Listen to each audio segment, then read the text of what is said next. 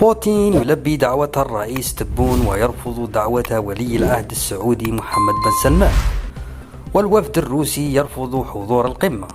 ربطت مصادر إعلامية مختلفة تحركات ولي العهد السعودي محمد بن سلمان الأخيرة نحو الأزمة الروسية الأوكرانية بتحركات الرئيس تبون التي أعلنها رفقة نظيره الروسي بوتين بموسكو، أين يحاول محمد بن سلمان تقليد الرئيس الجزائري عبد المجيد تبون،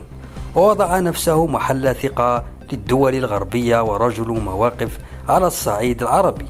قبل أن يرفض الوفد الروسي حضور قمة جدة التي حملت 10 بنود حملها الطرف الأوكراني معه لوقف إطلاق النار وإحياء مبادرة السلام.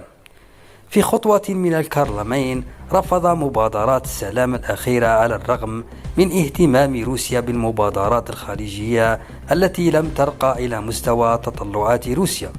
وفي صعيد متصل وافق الرئيس الروسي على مبادرة السلام الجزائرية قبل أن يؤكد بأن روسيا تدعم تحركات الرئيس الجزائري تبون